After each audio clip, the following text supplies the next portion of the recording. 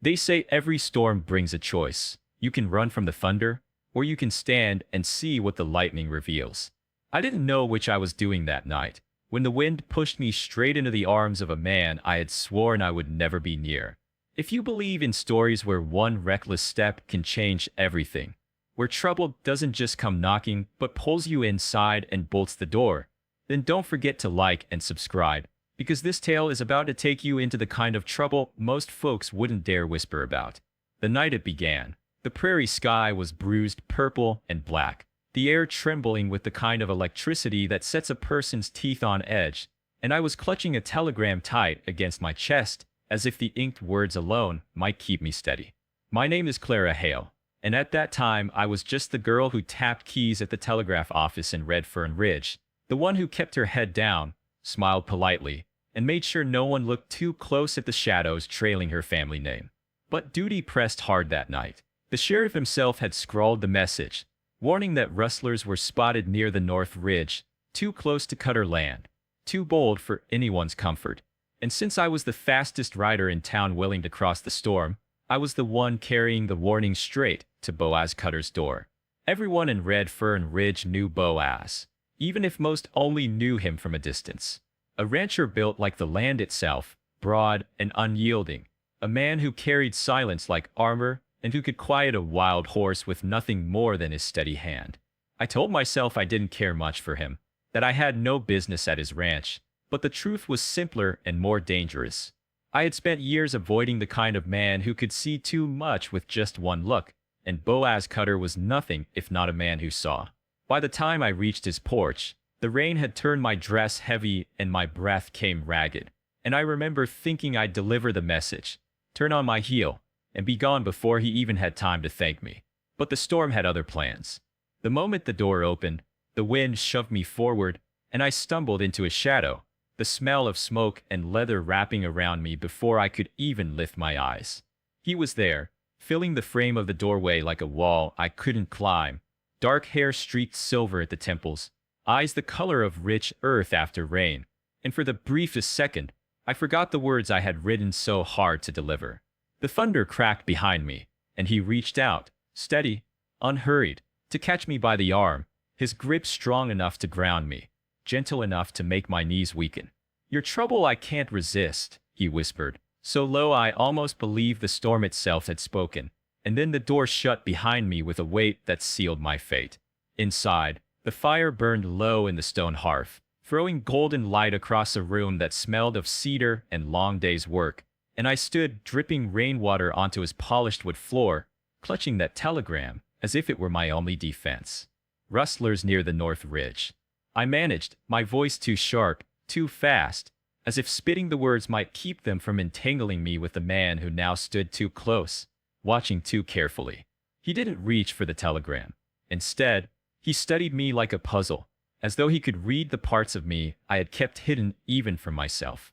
Outside, the wind howled and rattled the shutters, but in that room, it was his silence that unnerved me most. Boaz Cutter's kind of silence wasn't empty. It was heavy, full, a silence that made a woman's secrets want to confess themselves just to break it. I told myself I was only there because of duty, because the sheriff had trusted me to carry the warning, but in my heart I knew the truth was already shifting. The moment he closed that door, the storm outside stopped mattering. The danger was here, in this room, in the way his eyes lingered on me like a man measuring more than just a stranger's message. I should have left. I told myself that again and again, even as he moved closer, even as the firelight carved shadows across the sharp planes of his face. But I stayed, because sometimes trouble isn't something you run from. Sometimes it's the only thing that feels alive. The storm outside raged for 3 days, but it was nothing compared to the storm inside that house, and if I'd had any sense, I would have left before the second sunrise. Yet I stayed, trapped not just by the rain that turned the prairie roads into rivers of mud, but by something far more dangerous. The way Boaz Cutter looked at me as though I wasn't just another face in town, but a riddle he intended to solve. At first, we kept to polite boundaries. I took the corner chair near the hearth, drawing my dress and boots by the fire, while he busied himself mending tack or poring over his ledgers with the same quiet intensity that seemed to shape everything about him. But every time the thunder shook the walls, I caught him watching me from under that dark brow, and it felt like he was measuring whether I would break or hold under pressure. The truth was, I was already breaking, though not in the way he thought. It wasn't the storm or the isolation that rattled me. It was the secrets I carried tucked like knives beneath my ribs, secrets that had kept me alive until now, but which would cut me open if he ever learned them. My brother, Jesse Hale, had gone outlaw the year before, riding with men who thought themselves clever enough to steal cattle under moonlight and vanish before dawn. And though I hadn't spoken to him in months, every whisper in town that mentioned his name burned like a brand against my skin. I knew if Boaz ever discovered that the woman drying her skirts by his fire was the sister of a rustler, he'd cast me out before the rain stopped falling. That knowledge should have made me keep my distance, but distance was the one thing the storm refused to allow. On the second night, the wind tore loose a shutter upstairs, and we climbed the narrow staircase together, lantern light flickering against the wood-paneled walls, our shoulders brushing in the close space. When he leaned across me to fasten the iron latch, the smell of rain on his skin filled my lungs until I thought I might drown in it, and I had to grip the banister hard to keep from swaying toward him. He didn't comment on the way my breath quickened, but his hand lingered a moment longer on the shutter than necessary, as though he, too, was fighting some private current that pulled him in my direction. By the third morning, the storm had settled into a steady cold rain, and with the roads still impassable, he set about making breakfast while I tried not to feel like a trespasser in a home too carefully ordered to belong to a solitary man. Yet even in the clatter of pans and the smell of coffee brewing, there was an intimacy that shouldn't have been there, an unspoken acknowledgement that we were sharing more than shelter. We were sharing time, breath, silence, and in the vast loneliness of the prairie, those things meant more than anyone cared to admit. He asked me questions, simple ones at first, about the telegraph office, about the children who ran errands for me in town, but then deeper ones that brushed too close to the places I couldn't reveal, like whether I had family nearby or what had driven me to settle in Red Fern Ridge in the first place. I answered with careful half-truths, weaving my words like wire fences around the land I couldn't let him cross. And though he nodded as if satisfied, I caught the glint in his eyes that told me he knew I was holding something back. What unsettled me most wasn't his suspicion, but his patience. Boaz Cutter was not a man who pressed or pried. Instead, he waited, steady as a rock against the river, certain that eventually whatever I was hiding would surface of its own accord.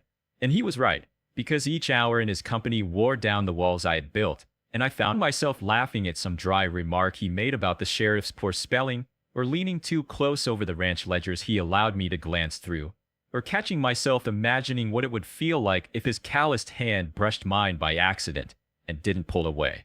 It was madness. I told myself so 100 times. But even madness can feel like mercy when you've lived too long in the shadows. Yet just when I began to believe the storm might pass without consequence, the world outside the Cutter Ranch reminded me that trouble was never far behind me. On the afternoon of the third day, when the rain eased into drizzle and the air smelled of wet earth and smoke, Boaz went to the barn to tend to a restless mare, leaving me alone in the main room. I wandered, restless, until my hand fell upon a folded paper on the mantel, a telegram addressed to him, its edges frayed as though it had been read and reread. Against my better judgment, I unfolded it, my eyes catching on the words that made my heart stutter. Rustlers sighted South Ridge, suspect Hale among them. My brother's name, my blood, inked across a message in Boaz Cutter's house, a silent accusation that tied me to the very danger I had pretended to warn him about. My first instinct was to crumple the paper, burn it, erase every trace before he returned. But before I could move, the door creaked open, and Boaz's shadow fell across the room. He saw the telegram in my hands, his eyes narrowing just enough to send a chill through me.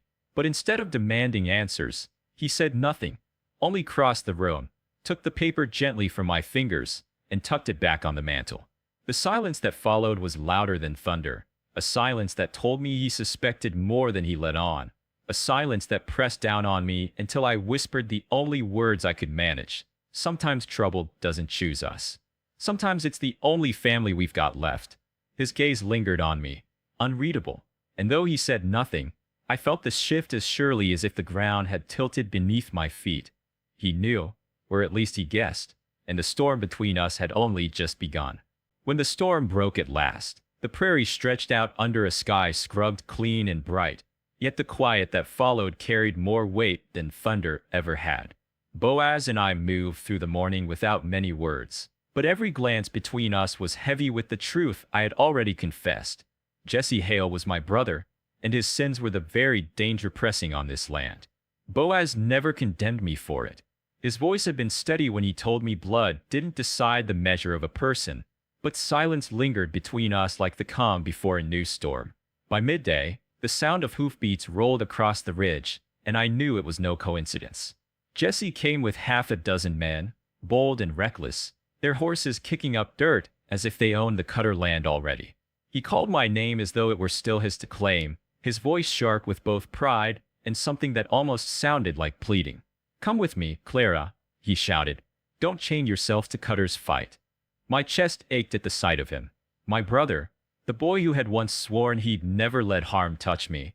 But I saw the outlaw too clearly now, the hunger in his eyes, the selfishness carved into him by choices I couldn't excuse. So I stepped forward, pistol in hand, the weight of it grounding me as I answered, "This is where I stand, and I won't leave." Jesse's face shifted, pride flickering into hurt before hardening into defiance.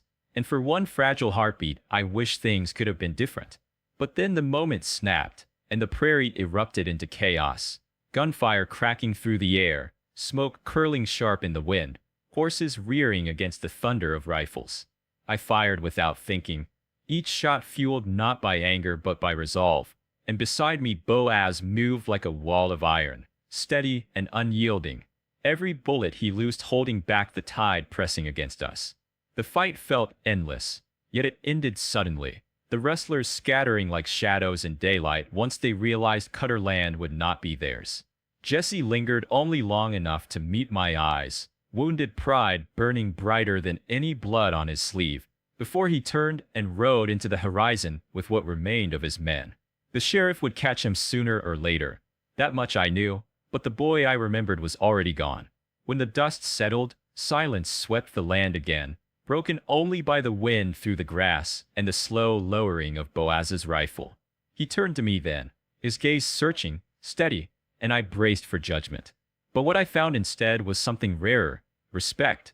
"You didn't run," he said simply, his voice rough but warm. "You stood." Those words carried more weight than any vow, and in that moment, I felt the ground beneath us shift, not with fear, but with the beginning of something fierce and unshakable. Trouble had come to my door in many shapes before, but standing at Boaz Cutter's side, I realized for the first time in my life, trouble could also mean home.